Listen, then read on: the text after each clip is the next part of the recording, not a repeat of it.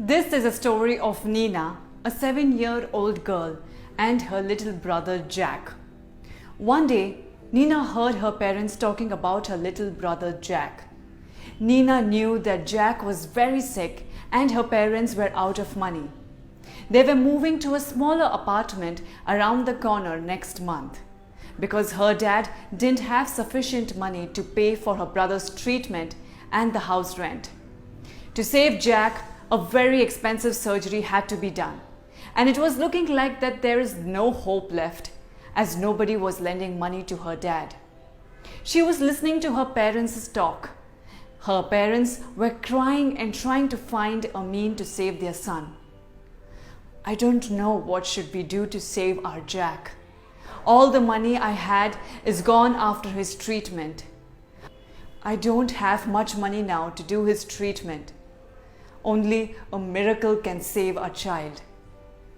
Nina went back to her room and she took her money jar from the closet.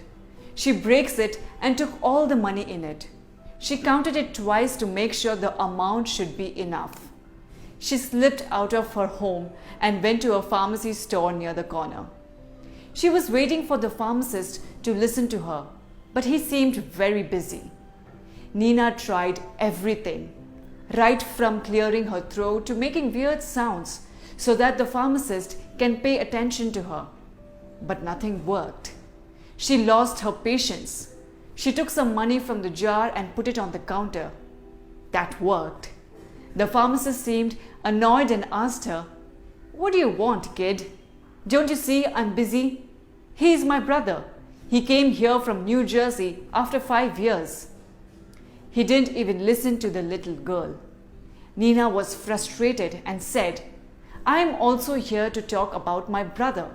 He is really sick and I want to buy a miracle from you to save him." The pharmacist seemed surprised. "What?" Nina replied, "My brother Jack is not doing well. Something really bad and big is growing inside his head. My dad was talking to my mom about him that only a miracle can save him. So I am here to buy a miracle from you. Please tell me what's the cost of a miracle." The pharmacist felt bad for the little girl and replied, "We don't sell miracles here, my kid. I'm sorry, but I can't help you with your requirement." Nina seemed adamant. "I know you sell miracle here. I have money. I'll pay for it. If the money isn't sufficient, I'll get the rest. Just tell me how much does a miracle cost?" The pharmacist's brother was listening to the girl very patiently. He asked Nina, "What exactly do you want? Which kind of miracle are you looking for to save your brother?" Nina replied, "I don't know, but my mom says he needs an operation to get okay. But my dad can't pay for his treatment. So I'm here using my money to buy a miracle for my little brother." The pharmacist's brother asked, "How much money do you have?" Nina answered, "I have $2.15. This is all I have, but I can arrange more if needed."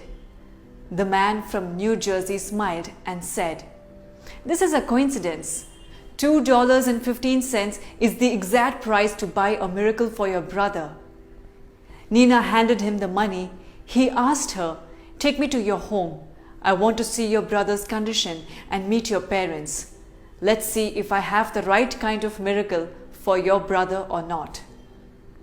The man from New Jersey was Dr. Hamilton Carlos, a renowned surgeon, specialized in neurosurgeries. He took Jack to the hospital, operated him. The operation was successful and Jack was home after a few days.